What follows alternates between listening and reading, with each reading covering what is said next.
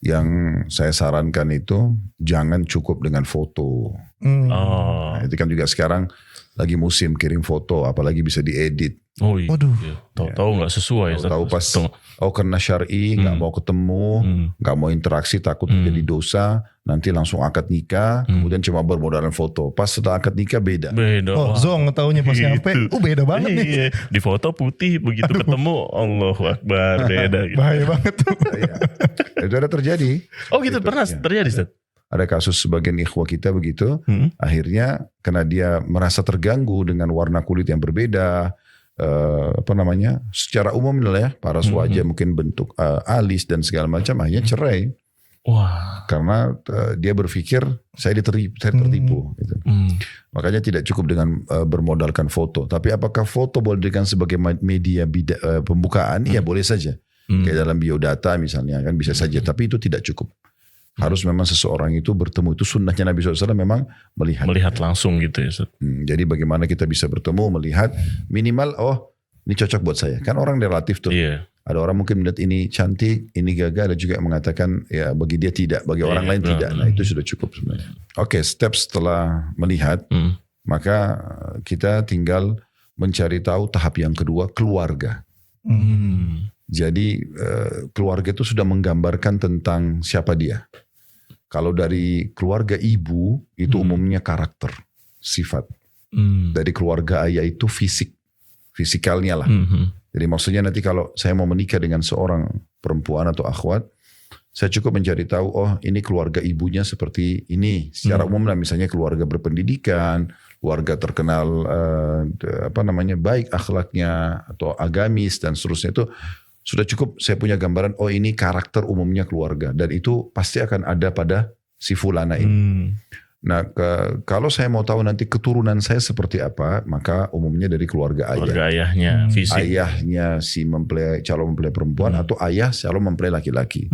Itu umumnya seperti itu. Makanya pernah di zaman Nabi SAW ada sahabat, dia putih, istrinya putih, pas menikah, melahirkan, anaknya berbeda kulitnya. Nah si laki-lakinya curiga, melapor, ya Rasulullah kok bisa begini? Jadi fitnah. Wajar sih curiga ya, wajar. Nah, lalu Nabi SAW bilang, apa kamu punya unta di rumah? Dia bilang ada. Warna apa ditanya? Dia bilang untanya warnanya coklat muda. Yang jantan sama betina. Ada anak-anaknya ada. Apa anak-anaknya sama semua warnanya dengan orang tuanya? Oh enggak. Kenapa? Kata Nabi SAW, orang itu bilang, mungkin karena jalur keturunan. Wah, jawab sendiri tuh jadi. Jawab sendiri. Makanya Nabi SAW bilang, nah anakmu ini seperti itu juga. Artinya bisa saja dari jalur keturunan kakek yang sekian, warna kulitnya, paras wajahnya, gitulah bentuk rambut, itu semua bisa terjadi. Maka itu step setelahnya. Jadi kan bagaimana kita setelah nazar, kita mencari tahu tentang masalah itu. Kemudian yang ketiga, itu kita bertanya tentang dia pribadi, masalah aktivitas, dan itu boleh dibolehkan secara bertanya umum, misalnya melalui WA kalau sekarang ya, atau mungkin zaman dulu orang menulis surat gitu kan. Kira-kira apa aktivitas yang paling sederhana? Itu aktivitas di saat weekend atau lagi liburan. Ngapain aja. Oh, saya kalau weekend ke diskotik. Waduh. Nah, ngeri. Karaoke. Waduh. Misal contoh, saya mengisi waktu saya ngobrol sama teman-teman di kafe. Ya. Waduh. Atau ada yang mengatakan, oh saya kalau weekend saya bakti, ada ibu saya di rumah. Oh saya ada majelis taklim pengajian, saya sering kumpul sama teman-teman saya di masjid. Nah, itu kan secara umum jawaban itu sudah mewakili. Mengartikan artinya si wanita ini apa aja gitu ke situ. Berarti kita sebagai Ikhwan nih wajib riset kan, ngumpulin data dulu itu boleh berarti. Boleh berarti ya Ustaz. Tapi ngumpul data itu enggak usah lama-lama.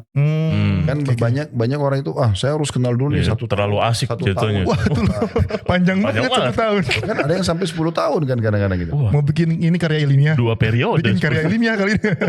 Loh ya ada yang gitu kan. Iya. Nah, sebenarnya tidak perlu seperti itu, karena sahabat Nabi itu biasa mereka melihat pagi hari, mereka nazar, mereka mencari informasi hari itu secara umum keluarganya, ditanyalah secara umum keluarga ini. Mereka sudah punya informasi, mereka juga tahu aktivitas sehari-hari perempuan itu apa. Udah dilamar, malamnya bisa jadi suami istri. Menarik tuh. Itu jadi patokan Ustaz, apa harus kayak gitu? Oh enggak. Tapi maksudnya begitu mudahnya. Gambarannya. Jadi tidak harus tunggu dulu tanggal yang bagus, tempat yang bagus, segala macam. Intinya menikah itu disegerakan karena amal soleh.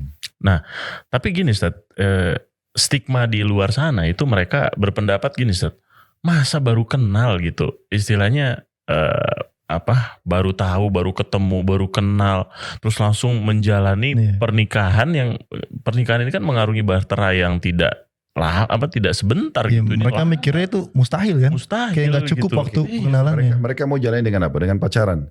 Bedanya antara menjalani dengan pacaran dengan jalani dengan menikah itu tipis sekali. Ini haram, ini halal kan gitu. Iya betul. Sekarang sama-sama janjian jalan, sama-sama pergi makan, sama-sama berinteraksi lah. Nah cuman konsep pacaran itu kan haram. Karena sentuhan nggak boleh, tatapan nggak boleh, ciuman nggak boleh, semua nggak boleh. Kalau menikah, dia melangkah menikah sama. Di sini konsep kenalannya, proses ta'arufnya berjalan, di sini juga proses ta'aruf berjalan.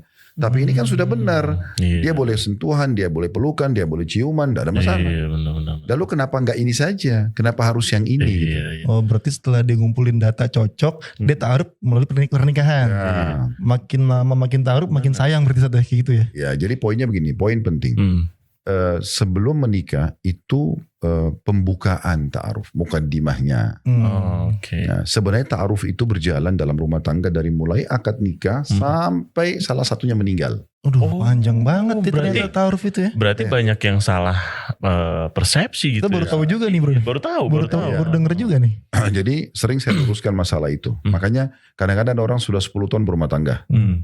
Ada saja karakter bawaan yang tidak bisa diubah dalam 1-2 hari kan. Misal contoh, si istri suka rapi, bersih, sudah terbiasa dengan pola itu di rumah orang tuanya. Menikah dengan seorang laki-laki yang sedikit agak sembrono. Keluar dari kamar mandi, handuk ditaruh sembarangan di atas ranjang, pulang kantor sepatunya nggak dimasukin di rak misalnya. Berantakan lah, masih agak kotor. Nah di sini kan butuh adaptasi. Si istri akan memberikan masukan ke suami. Kadang-kadang di sini ego bermain, suami nggak mau nerima. Nah itu butuh proses. Kadang-kadang 2 tahun, 3 tahun baru bisa mengubah karakter. Kebiasaan itu. Nah itu bawaan-bawaan. Karena kan misalnya si istri 25 tahun di satu pola makan, pola tidur, pola fikir, segala macam. Suami juga sama, mungkin umurnya 30 tahun biasa dengan pola-pola tertentu. Makanya untuk bersatu ada gesekan-gesekan, makanya ini masa ta'arufnya. Ada bahkan sudah 10 tahun, ada yang sudah sampai tua pun, itu sampai si istrinya membahasakan, ini suami saya nggak mau berubah-berubah. Kadang-kadang istrinya mengatakan, atau suaminya mengatakan, ini istri saya nggak pernah mau berubah-berubah, orangnya emosional, orangnya gini. Karena memang itulah proses ta'aruf, di situ berjalan gitu. Atau kasus yang lain, misalnya suami istri setelah 10 tahun menikah, mereka tinggal di Jakarta, terus mereka ke Semarang misalnya. Nah terus lewat satu restoran, istrinya mengatakan, ini restoran favorit saya. Suami bilang, kok kamu baru bilang? Baru tahu. Loh, saya juga baru ingat, karena kita baru lewat di sini gitu kan. Atau kasus ketemu dengan seseorang, sepupu misalnya, anggaplah sepupu si suami. Datang dari luar negeri, dari Amerika atau dari Australia, datang ke Indonesia. Terus suami mengatakan, ini sepupu saya kenalin. Maka si istri katakan, kenapa baru dikenalin? Oh saya juga baru ketemu setelah 10 tahun. Nah itu bisa terjadi. Nah jadi proses ta'aruf itu berjalan. Keliru kalau ada orang menganggap sudah jadi suami istri, oh berarti kita sudah saling selesai gitu. Justru disitulah perkenalan yang lebih mendalam. Karena luar dalam kita akan saling lebih tahu. Nah yang paling penting adalah dalam menyempurnakan gerbong ta'aruf ini supaya dia bisa bagus dan sempurna, maka harus disepakati poin, kita kembali kepada agama Islam. Setiap kali ada perselisihan dulu, Islam memandang seperti apa. Kalau karakter atau bawaan itu tidak baik dalam pandangan Islam, kita harus tinggalkan. Yang salah harus meninggalkan. Yang benar harus mendukung pasangannya supaya bisa meninggalkannya. Nah itu penting. Kita setuju. Sehingga yang salah selalu memperbaiki, yang benar selalu mendukung. Memperbaiki. Benar. Kuncinya begitu ya. Nah gini Ustaz. Kemarin itu sempat ada ya kasus ya, kita sempat baca tuh dari salah satu pertanyaan jamaah. Jadi mereka ini menikah dari hasil ta'aruf Ustaz. Nah ketika mereka, mungkin prosesi pada saat ta'aruf itu mereka, perkenalannya bagus gitu, akhlaknya segala macam si laki-lakinya. Nah begitu menikah, ternyata si laki-laki ini berbeda dari apa yang disampaikan pada saat di awal gitu. Bahkan sampai si laki-laki ini merupakan pelaku KDRT Ustaz. Nah itu gimana tuh Ustaz? Berarti kan artinya satu hal yang ada celah di sini. Ada celah juga gitu. Entah pura-pura atau gimana gitu. Itu gimana tuh Ustaz? Ada poin tambahan tadi yang belum kita sebutkan di ta'aruf. selain nazar syar'i, gitu kan? Kemudian kenali keluarganya, kemudian kenali karakter dia pribadi, maksudnya kegiatan dia, ya bukan karakter tapi kegiatan dia, terutama di waktu-waktu lowong, karena orang kalau waktu lowong itu biasanya lebih banyak cenderung maksiat itu terjadi karena santai kan, di weekend dan segala macam. Atau bisa kita tanyakan dia kerja apa, kerjanya di mana. Kalau lembaga itu adalah lembaga halal atau aktivitas sehari-hari adalah tidak melanggar syariat, maka oke sudah masuk. Nah yang keempat ini tidak kalah penting, itu istikharah. Nah istikharah ini akan melibatkan Allah menunjukkan orang ini baik atau tidak. Ini yang paling penting sebenarnya. Nah, dan istikharah itu sebenarnya kata ulama adalah jalan pintasnya doa. Jadi kalau mau jalan pintas doa istikharah. Karena kita langsung minta kepada Allah pada saat itu, ya Allah, kalau orang ini baik buat saya di agama saya, di urusan dunia saya, di urusan akhirat saya, mudahkan. Kalau ini buruk buat saya di agama saya, urusan dunia, urusan akhirat saya, maka alihkan saya dari dia, alihkan dia dari saya. Kemudian tentukanlah kebaikan untukku dimanapun aku berada dan buatlah aku ridho kepadanya. Itu kan penutupan doa istikharah. Masya Allah. Nah ngomong-ngomong istikharah nih Ustaz, itu banyak juga tuh Ustaz stigma mau nikah nih, ya kan, istikharah, ya kan.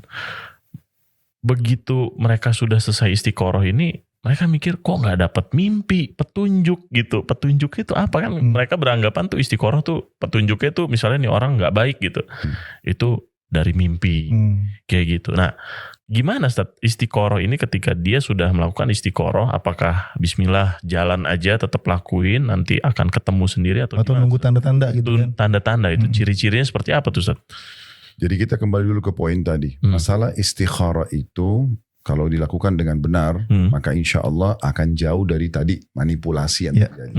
Itu dulu ya. Jadi poin tadi kita datangkan istikharah itu untuk pahami masalah itu. Karena kalau kita istikharah yang benar, berarti kita harus yakin itu petunjuk dari Allah. Insya Allah tidak akan terjadi manipulasi kayak tadi. Ada KD atau yang terjadi atau apapun.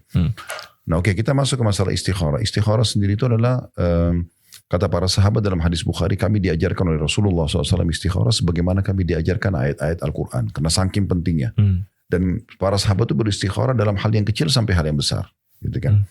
Kalau bertemu antara dua perbuatan baik, dan dua-duanya kita bingung memilih salah satunya, baru kita istikharah. Ingat, tidak ada istikharah pada saat bertemu antara baik sama buruk.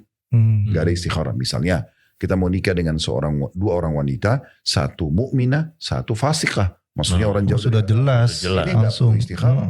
Karena jelas ini nggak mungkin. Atau istikharah antara saya umroh atau saya tidak umroh. Sementara umroh jelas baik, tidak umroh ya tidak, pasti tidak mungkin ketemu dengan keutamaan umroh itu sendiri. Maka nggak perlu istikharah. Istikharah itu kalau bertemu antara dua perbuatan baik, tapi bingung benar-benar dua-duanya bersaing lah keutamaannya gitu. Nah, bagaimana efek hasil istikharah? Bisa kecenderungan, itu yang paling pertama. Kecenderungan, adanya kecenderungan hati lebih lagi dan tenang. Adanya informasi yang sampai kepada kita. Misal kita dapat informasi dari orang lain, kita tidak tahu siapa, atau dari pihak lain menyampaikan kalau orang itu bakti sama orang tuanya, orang itu begini dan begitu gitu kan. Nah bisa juga dari mimpi. Dari mimpi itu bukan inti. Bukan inti, banyak cara berarti. Bisa salah satu, tapi kecenderungan itu sudah umum. Kemudian juga tadi ada informasi positif atau negatif tentang dia. Kemudian juga kayak misalnya tiba-tiba terbuka lah di medsos, oh ternyata orang ini pergaulannya bebas misalnya gitu. Kemudian juga baru masuk ke mimpi. Nah mimpi ini bisa orang mimpi bisa tidak. Tapi mimpi itu kalaupun ada, seperti misalnya yang paling umum gambaran yang disampaikan oleh Muhammad bin Sirin rahimahullah dalam masalah mimpi. Kalau orang istikharah kemudian dia mimpi hewan yang disuruh bunuh dalam Islam, diperintahkan untuk dibunuh, seperti tikus misalnya, karena tikus itu dinamakan fuwaisiqah, binatang yang fasik. Maka beliau menakwilkan mengatakan itu berarti calon pasangan itu tidak baik. Karena tikus itu gambarannya adalah fasik ya. Burukan ya. Tapi kalau sebaliknya kita mimpi malah dia pakai baju ihram misalnya, atau kita mimpi dia lagi sholat dan seterusnya, itu mungkin akan lebih baik hasilnya. Dan tidak perlu berlama-lama, sudah cukup dengan itu kita tawakal ala Allah. Oke, Ustaz. Masya Allah ya, semudah itu ya Ustaz ya. Nah ini banyak juga mungkin kita bisa kasih solusi ke teman-teman ini Ustaz. Jadi mereka-mereka ini seandainya Ustaz, sudah terlanjur nih, mereka udah menjalani pernikahan, udah terlanjur tidak menggunakan tata cara ta'aruf tadi gitu. Misalnya mereka dari pacaran atau gimana. Nah mereka sekarang udah sadar nih, oh ternyata udah mengerti syariat, udah belajar ngaji, belajar sunnah segala macam. Gimana tuh Ustadz? Apakah ya mungkin mereka jadi berpikiran, aduh gimana nih cara memperbaiki apa yang udah. Yang perlu dipahami itu gini, kan nikah itu ibadah. Jangan mulai sebuah ibadah dengan dosa. Itu gak mungkin. Itu poin penting dulu. Sehingga jangan bilang, oh saya pacaran dulu nanti saya menikah. Sehingga memulai pernikahan dengan perbuatan yang haram. Ini pasti akan berefek, ini gak mungkin tidak. Berefek kepada pertengkaran rumah tangga dan segala macam. Banyak hal yang terjadi karena dosa-dosa masa lalu. Apalagi kalau sampai berzina, hamil di luar nikah, ini pasti akan ada efek-efek. Yang paling umum terjadi adalah pertengkaran. Itu biasa terjadi. Nah solusi yang terbaik adalah taubat.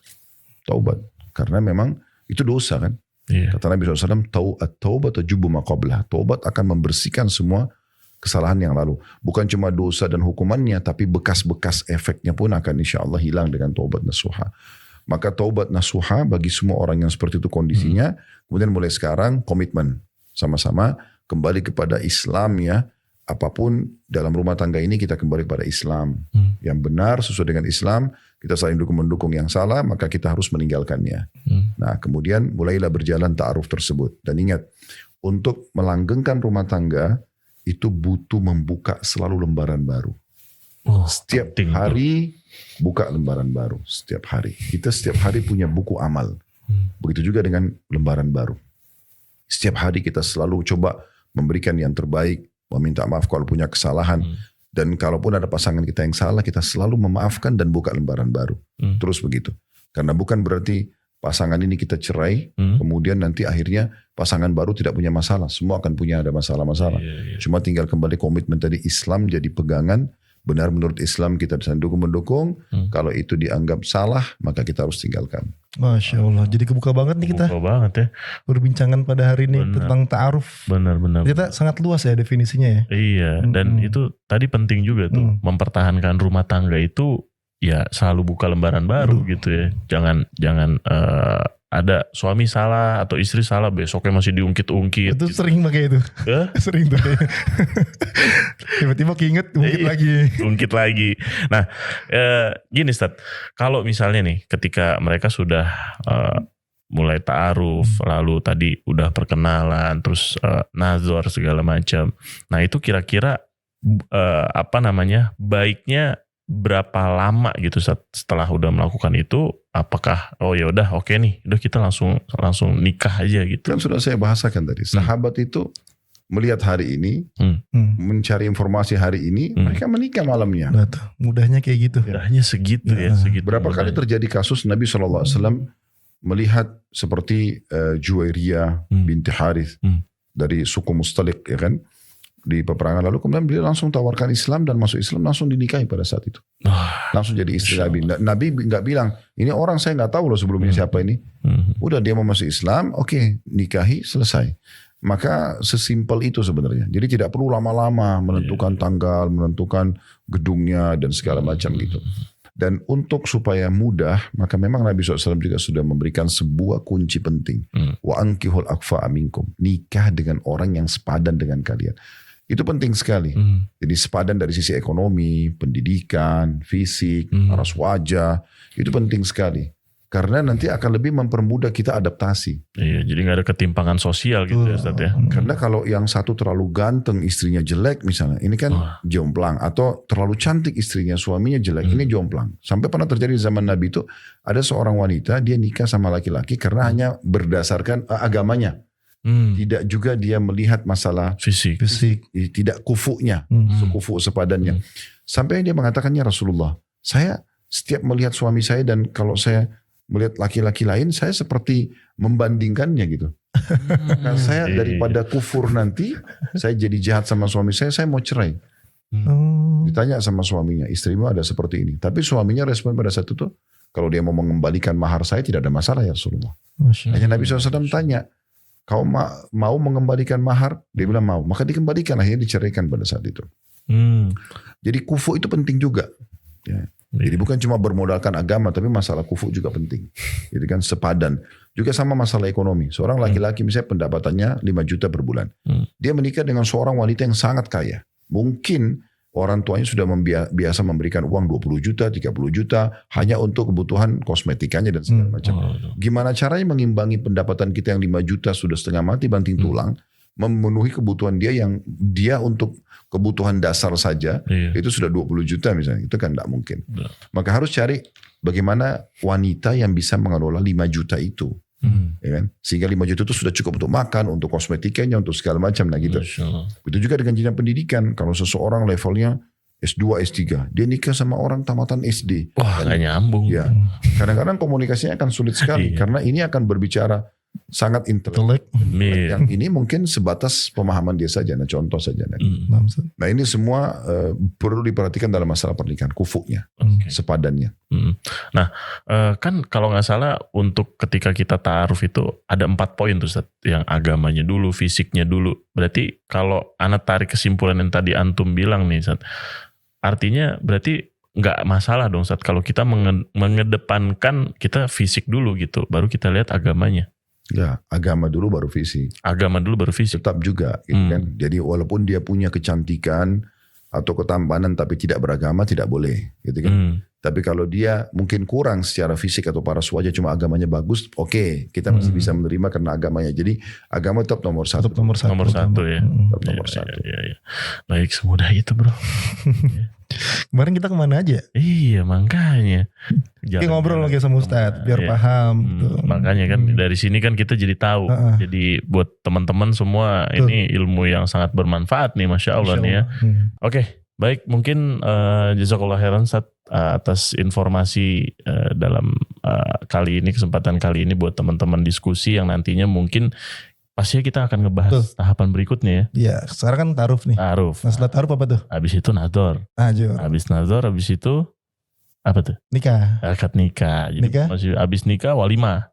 Walimah dulu? Walimah. Dan nador sudah masuk di ta'aruf tadi. Oh, nador udah masuk ta'aruf. Cuma belum kita kupas tuntas tuh Ustaz. Masih banyak nanti. Masih banyak nanti. Nah berarti. Sampai nanti pada tahap ke malam pertama bro. Malam pertama. Itu penting juga bakal rame nih. Rame nih. Malam pertama gitu Ustaz. Gak ada masalah ya Ustaz ya. Nanti kita bahas ya Ustaz ya. Boleh. Masya Allah. Insyaallah. Baik, mudah-mudahan antum sehat selalu Ustaz. Amin. Jazakallahu khairan. Barakallahu fikum. Assalamualaikum warahmatullahi wabarakatuh. Diskusi, dialog seputar keluarga Islami.